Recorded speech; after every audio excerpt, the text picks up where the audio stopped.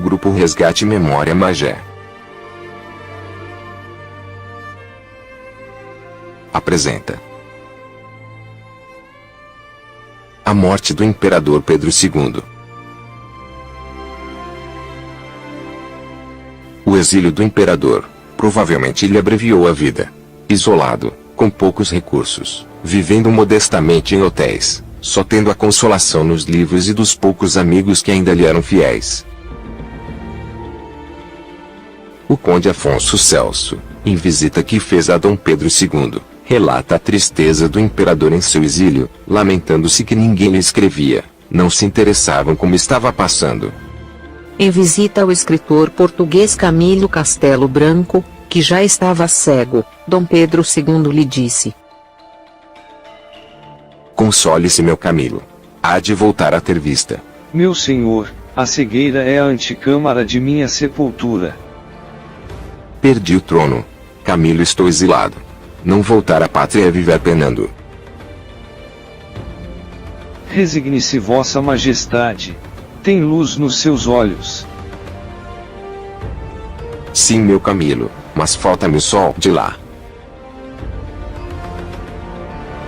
Em 1891, Dom Pedro II foi viver em um modesto quarto em um hotel de Paris. Levou com ele um pequeno travesseiro com terra brasileira, afirmando que queria ser enterrado com ela. Sentindo a morte próxima, pediu o travesseiro e com ele exalou o último suspiro. "Nunca me esqueci do Brasil. Morro pensando nele. Que Deus o proteja."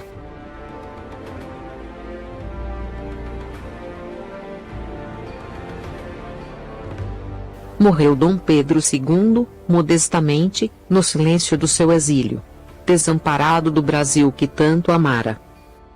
O governo republicano brasileiro não quis participar das homenagens que a França fez a Dom Pedro II em seus funerais. Pedro II morreu ainda jovem para os padrões atuais. Contava com 66 anos, mas a aparência de muito mais velho.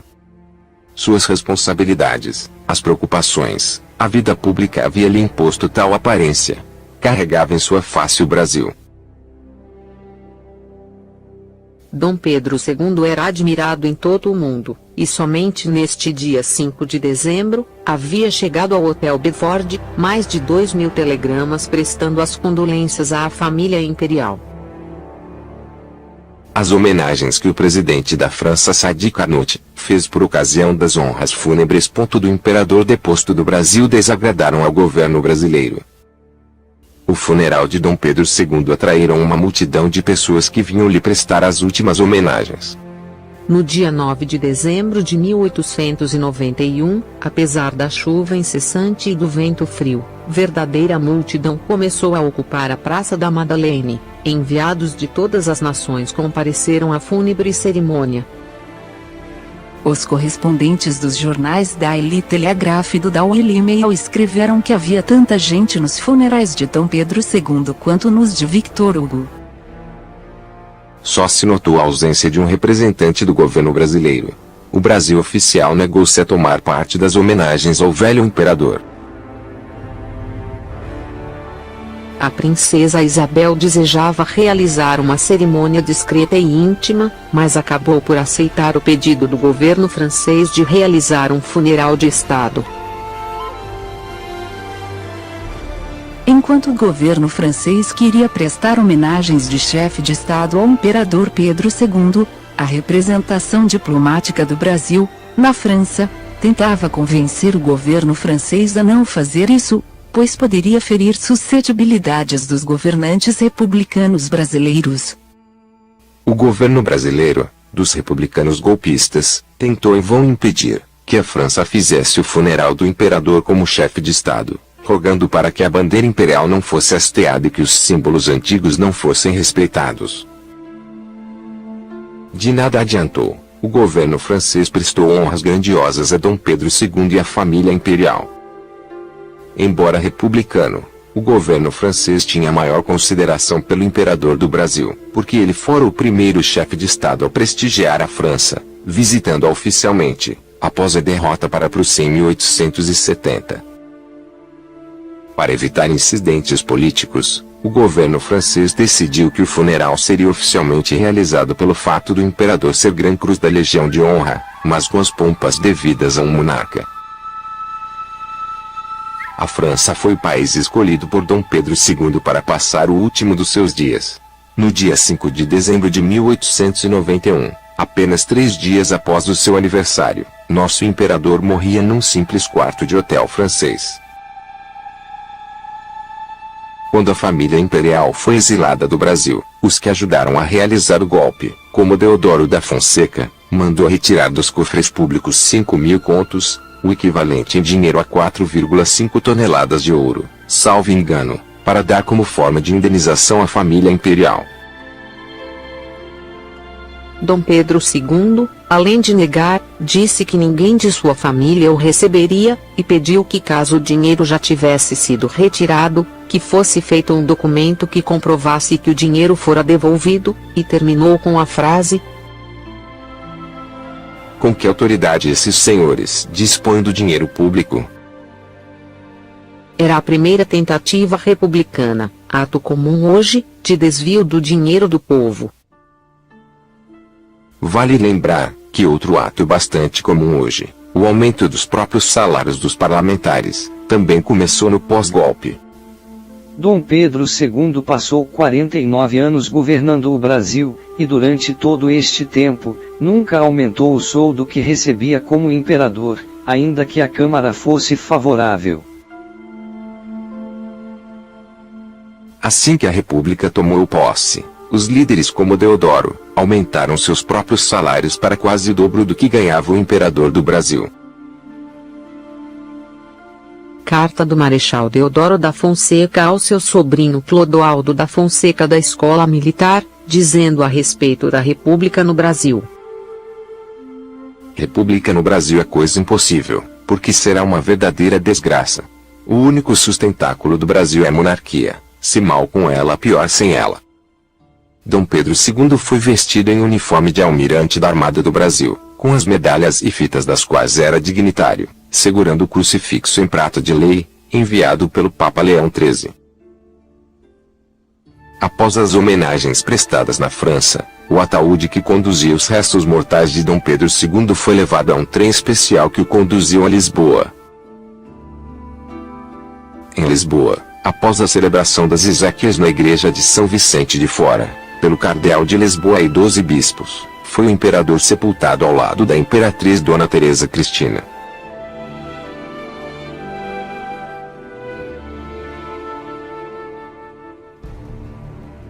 Na mesma época em que o imperador Pedro II é sepultado em Portugal, assume no Brasil a presidência da República o Marechal Floriano Peixoto, após a renúncia do Marechal Deodoro da Fonseca, exercendo um governo ditatorial. Floriano enfrentou protestos da oposição que não o aceitava como presidente. Esta queria a convocação de novas eleições. Tal atitude tinha uma explicação. Caso o presidente ficasse menos de 2 anos no poder, novas eleições teriam que ser feitas. Deodoro governou por 9 meses. Logo, este era um bom motivo para que Floriano convocasse eleições.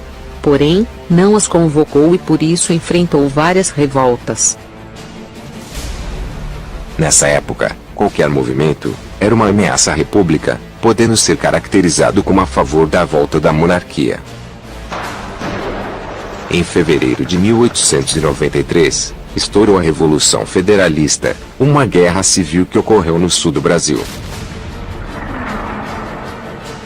Instalada pela crise política gerada pelos federalistas, grupo opositor que pretendia libertar o Rio Grande do Sul da governança de Júlio de Castilhos, então presidente do estado, e também conquistar uma maior autonomia e descentralizar o poder da então recém-proclamada República. Também no sul Gaspar da Silveira Martins, intelectual e bom orador, ex-ministro de Dom Pedro II que fora preso e exilado na Europa, retornou em 1892, com o estado já sob o governo de Júlio de Castilhos e fundou o Partido Federalista do Rio Grande do Sul, que defendia o sistema parlamentar de governo e a revisão da Constituição Estadual. Com a posse de Castilhos, o caudilho Gumercindo Saraiva também retornaria ao estado, vindo de seu refúgio no Uruguai e liderando uma tropa de 500 homens. Um segundo grupo, comandado pelo general Jocá Tavares, ocupou outra região do estado com uma força de 3.000 homens, ameaçando o governador. Castilho convenceu o presidente Floriano Peixoto de que o levante era uma tentativa de Silveira Martins de restaurar a monarquia. No Rio de Janeiro, houve a chamada Revolta da Armada. Foi um movimento de rebelião promovido por unidades da Marinha do Brasil contra o governo de Floriano Peixoto, supostamente apoiada pela oposição monarquista à recente instalação da República. A Revolta da Armada foi liderada pelos almirantes Saldanha da Gama, que lutava pela volta do regime monárquico, e Custódio de Melo, ex-ministro da Marinha e candidato declarado à sucessão de Floriano. Sua adesão refletia o descontentamento da Armada com o pequeno prestígio político da Marinha em comparação ao do Exército. No movimento encontravam-se também jovens oficiais e muitos monarquistas. A revolta teve pouco apoio político e popular na cidade do Rio de Janeiro. Em 13 de setembro de 1893, diversas unidades encouraçadas trocaram tiros com a artilharia dos fortes em poder do exército. Houve sangrenta batalha na Ponta da Armação, em Niterói, área guarnecida por aproximadamente 3.000 governistas. A capital do estado do Rio de Janeiro, então a cidade de Niterói, ficou destruída e foi transferida para a cidade de Petrópolis em 1894, de onde só retornou em 1903. O governador José Tomás de Porciúncula, em virtude dos constantes ataques dos navios da Armada a Niterói, revogou o decreto-lei que transferia a capital para Teresópolis em janeiro de 1893. Tanto a capital provisória do estado em 1894, Petrópolis, como a capital do estado, por decreto, Teresópolis, 1893, saíram das terras de Magé. O município de Magé foi berço das cidades que homenagearam o imperador Pedro II, Petrópolis, e a imperatriz Teresa Cristina, Teresópolis. Sendo Magé ponto estratégico, e cidade bem abastecida de víveres, alimentos necessários à sobrevivência, em 20 de novembro de 1893, os revoltosos da Marinha chefiados pelo contra-almirante Saldanha da Gama, defensor do regime imperial, ocuparam militarmente, através do Porto de Piedade, a cidade de Magé e seus distritos, Suruí, Santo Aleixo e Guapimirim. Magé foi a única cidade do estado do Rio de Janeiro que recebeu o desembarque dos revoltosos da Marinha. Foi criado em Magé um centro de fornecimento de gêneros alimentícios para a Marinha. O comandante da praça foi o primeiro-tenente José Augusto Vinhais. A guarnição dos revoltosos da Marinha não hostilizou a população, até procuraram criar simpatia pela correção com que procederam, proclamando que garantiriam a propriedade, a vida, a liberdade, a honra, sossego e dignidade das famílias magenses. O governo, acreditando que Magé apoiava a monarquia, mandou invadir a cidade em 21 de fevereiro de 1894. Sob comando do coronel Manuel Joaquim Godolphin, a armada foi expulsa, e a cidade destruída. Sem chance de vitória na Baía da Guanabara, os revoltosos dirigiram-se para o sul do país. Alguns efetivos desembarcam na cidade de Desterro, atual Florianópolis, e tentaram inutilmente articular-se com os federalistas gaúchos.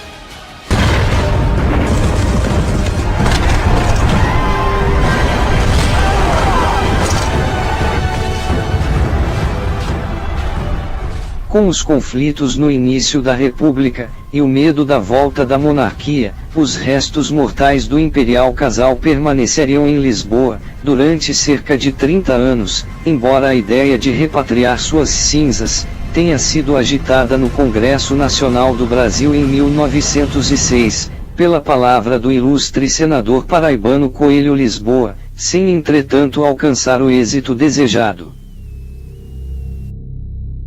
Em 1911, o assunto voltou à baila na Câmara, ardorosamente defendido pelo deputado Maurício Lacerda.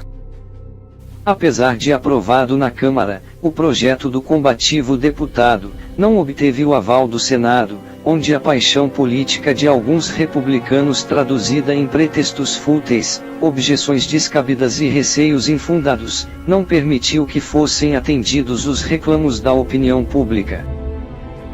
Foram ainda necessários mais 7 anos para que a ideia triunfasse definitivamente, graças à mensagem do presidente Epitácio Pessoa, pedindo a revogação dos artigos 1º e 2º do Decreto número 78-A, de 21 de dezembro de 1889. Nesse decreto, consta o valor de 5.000 contos oferecido pelos republicanos ao imperador e a sua recusa. Consta também o banimento e a proibição de possuir imóveis no Brasil.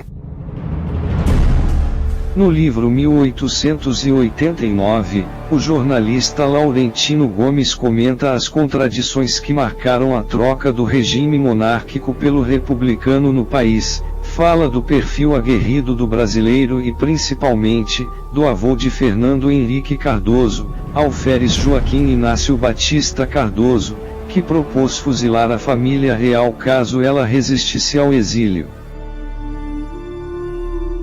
Na opinião de Silva Jardim, os republicanos deveriam aproveitar o ano seguinte, primeiro centenário da Revolução Francesa, para instalar o novo regime no Brasil. À família imperial seriam dadas 2 opções. A primeira, o exílio na Europa de preferência. A segunda, em caso de resistência, morte em praça pública em nome dos interesses nacionais. Silva Jardim lembrava que, em 1789, os revolucionários parisienses haviam executado na guilhotina o rei Luís XVI e a rainha Maria Antonieta, entre outros nobres franceses. Com a França em guerra com a Áustria e a Prússia, o poder crescente do político francês e líder radical jacobino Maximilien de Robespierre levou à morte do rei Luís XVI. Jacobino, termo usado para quem fosse defensor de opiniões revolucionárias extremistas da mesma linha política, social e econômica. Essa expressão era e é geralmente aplicada de forma pejorativa a qualquer corrente de pensamento republicana e laicista de extrema esquerda. O laicismo, ou laicidade, é um princípio político que rejeita a influência da Igreja na esfera pública do Estado, considerando que os assuntos religiosos devem pertencer somente à esfera privada do indivíduo. No Brasil, a ideologia jacobina, republicana extremista, auxiliou também a extinção do Império Brasileiro. Por isto mesmo, no Brasil o termo jacobino foi aplicado especialmente nos primeiros anos da República Velha, para designar os republicanos radicais, entre eles, alguns positivistas e militaristas, que defendiam um governo forte, impedindo qualquer movimento para a volta do Império. Com a posse do presidente Prudente de Moraes em 1894, o primeiro presidente eleito pelo povo, os jacobinos tornaram-se oposição e passaram a defender ações violentas contra estrangeiros e opositores. Prudente de Moraes enfrentou várias conspirações e tentativas de desestabilização do seu governo. Não foi fácil o primeiro governo civil da República, pois enfrentou opositores jacobinos dos mais ferrenhos, que não aceitavam a saída de Floriano. Um desses opositores estava o magense, político e jornalista Alcindo Guanabara, responsável para a compra de navios de guerra para combater a armada revoltosa no governo de Floriano. Juntos vieram um grupo de filibusteiro, definido por Joaquim Nabuco, como os piores mercenários americanos.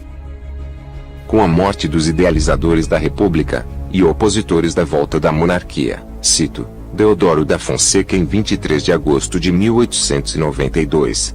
Benjamin Constant, em 22 de janeiro de 1891. Antônio Silva Jardim, em 1º de julho de 1891.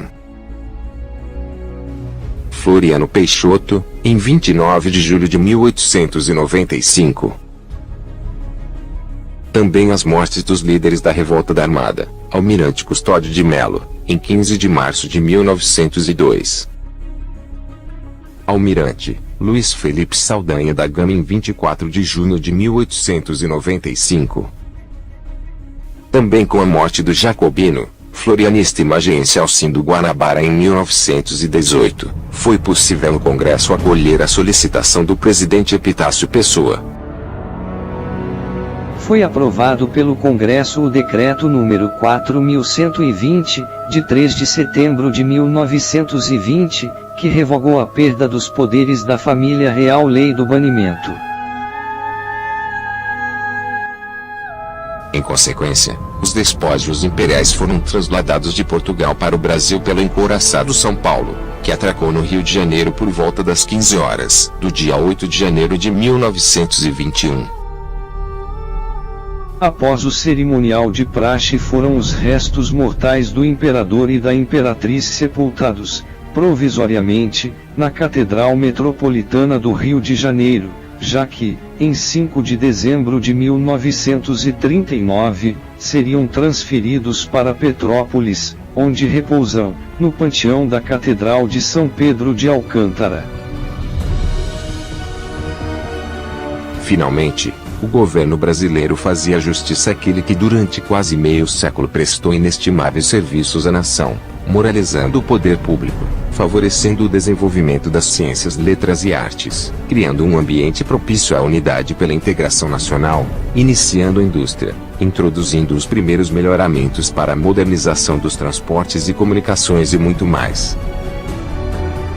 Dom Pedro II foi a primeira pessoa no mundo a comprar um telefone da companhia Graham Bell, e a primeira a ter um telefone instalado na residência, no Palácio de Petrópolis em 1879.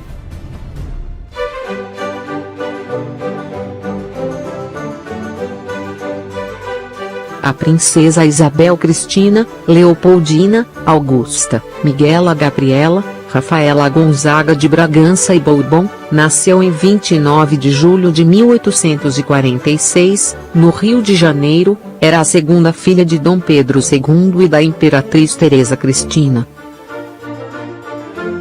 Por 3 vezes foi regente do Brasil e sancionou diversas leis, entre elas a Lei do Ventre Livre, em 28 de setembro de 1871, que tornava livre todos os negros nascidos após aquela data.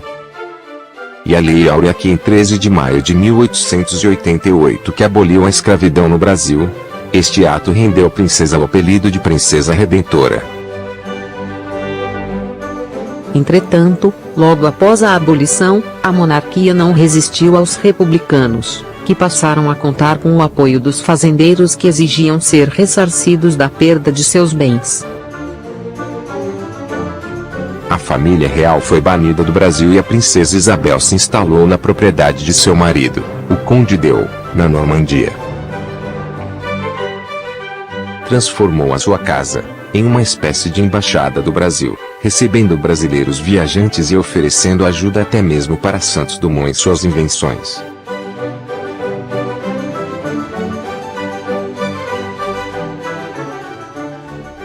A princesa Isabel morreu em 14 de dezembro de 1921, aos 75 anos, de causas naturais, ainda no exílio. Gastão de Orleans, Conde Deu, retornou ao Brasil em 1921, já viúvo, para repatriar os restos do imperador Pedro II e da imperatriz Teresa Cristina.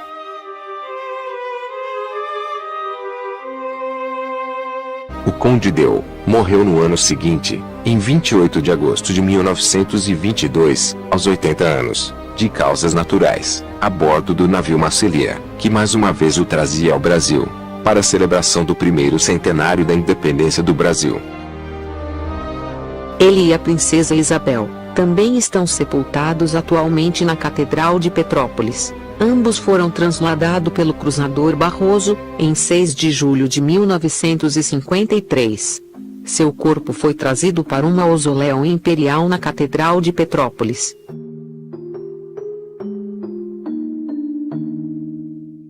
A busca por obter os despojos de Dom Pedro I de Portugal já havia sido empreendida sem sucesso em outras ocasiões. As primeiras negociações para trazê-los foi em 1908, quando a República Brasileira já estava consolidada e o governo pronto para estreitar relações com a antiga metrópole. Os despojos viriam com o rei de Portugal, Dom Carlos, que programava uma visita ao Brasil, mas o rei foi assassinado antes da viagem. Na celebração do centenário da independência em 1922, foi inaugurado às margens do Riacho do Ipiranga em São Paulo, o Monumento à Independência, na esperança de trazer os despojos de Dom Pedro I, mas não obteve sucesso.